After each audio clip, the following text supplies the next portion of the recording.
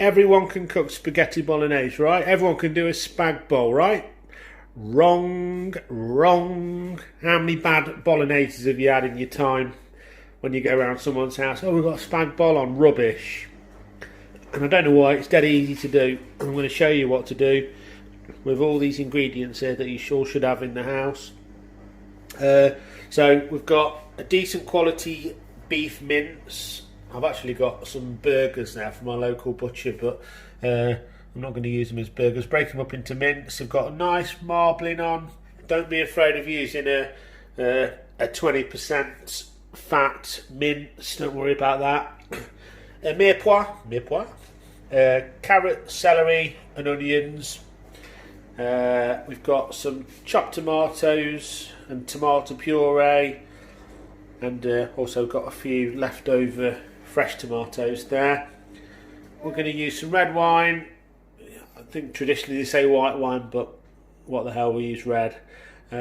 Milk and nutmeg, your secret ingredient to a good bolognese.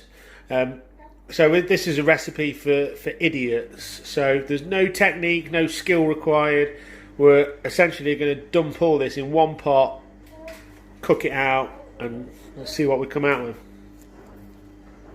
Okay, right, I'm going to start us off now with dumping 1 kilo of beef mince. We've got 2 carrots, 2 medium-sized onions, and 2 celery stalks with about half a bulb of garlic. You know, some people will sweat the onions off first, some will brown the meat off first. This is like foolproof. You put it all in together, mix it up. The beef browns, the onions and the vegetables sweat down, and it works. So dump it all in the pot. This is the idiot version of bolognese. Alright, so just to mention, with that meat and vegetable mix, I also put in about half a tube of tomato puree. I put a tablespoon of salt, half a tablespoon of pepper, and a huge sprinkle of basil and oregano. So all that has just infused the meat. So this now, after being cooked for 15 minutes, and the meat's brown, you could eat this now in like a Cornish pasty. But what we're going to do is make it in a bolognese. So we've actually got 4 stages of what we're doing here. This is the first stage, cooking the meat out. The second stage will be infusing it with milk and nutmeg. Third stage, adding the wine and tomato. And the fourth stage will be to adjust the seasoning. Right, so I've just gone in with half a grated nutmeg there.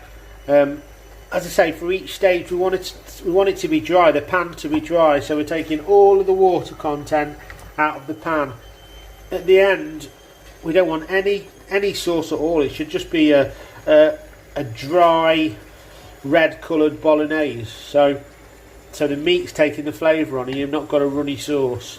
So in we go with the glass of milk. It's probably about half a litre. That's one of your secrets to a good bolognese. Don't forget this stage. We're on a medium heat here, 6 out of 10. So we're going to cook this out until it goes dry without sticking to the bottom. So probably another 10 minutes or so. Okay, so we're not even halfway through now yet, but you can just see this is going to be nice already, and we're only halfway through. So that was stage 2. We boiled down the milk. We're just going to take this down a little bit further and get rid of some of this leftover liquid, and then we're going to go to stage 3 with putting our wine and tomato tin tomato in. Okay, if you buy cheap tins of stuff like I do, and you need a tin opener because they're too tight to put a ring pull on, then you need one of these Lantana tin openers. Best one on the market. Look how it takes the tops off the tins. Look at that. Hello, Wolfie. Hello. Okay, so we're on stage 3 now. we're going to add in 1 tin of tomatoes, 2 tin of tomatoes, and we're going to probably go in with about, I don't know, this is a kilo of meat, so this is going to serve about 10 people, so I'm going to go in with probably half a bottle of red wine. They say use white wine, but I can't taste the difference, so we're going to go in with that. You also notice here, because I'm using that higher fat content meat, that you are going to get some fat on the top, which will need skimming off, but we're going to do that at the end of this stage.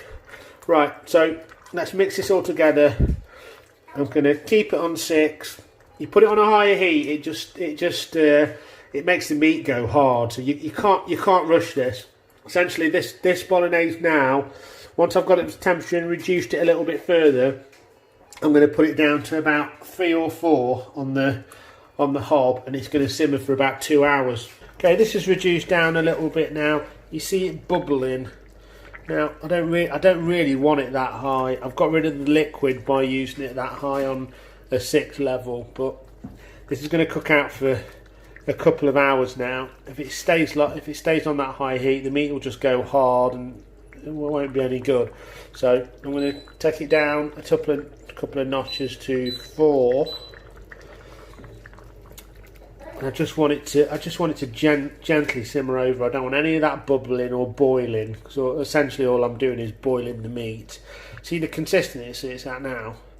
That's probably what your normal guy on the street would serve it at now. But we're gonna intensify this flavour a lot more by just leaving it on the heat for 2 hours. Just checking it's not sticking on the bottom every 20 minutes or so. Okay, so we're about an hour into this stage 3 of red wine and tomato sauce. So this final stage, because it's been cooking so long, an hour and a half, it started to kind of break down some of the herbs and spices and flavours that are in there, and we need to build those flavour profiles back up. So I'm going to add some fresh herbs in here. I'm going to go with oregano and what's this one? Rosemary. You can use any herbs you like, really. Just it just brings out a bit of freshness. Going to add some acidity in there, so I'll go with some HP fruity sauce because I'm out of tomato ketchup. Some dry spice, basil, dry herbs, basil. I'm going to put some onion powder in. That gives a nice flavour, and a little bit of this mushroom soy sauce for a little bit of saltiness. Let's stick those on, see what that tastes like. Okay, so this is what we're left with, and this is the type of consistency we're looking for. Not saucy, just nice and thick. I'm just going to heat this through, serve it with some buttered pasta and see what our customers think of it. Lovely. Okay, so we plated up 3 portions of bolognese with some buttered pasta and some cheese and avocado. Girls, what are we saying? Any good bolognese? Delicious. Outstanding. Fantastic. That's it. That's how you do bolognese. Job done. Thank you for watching.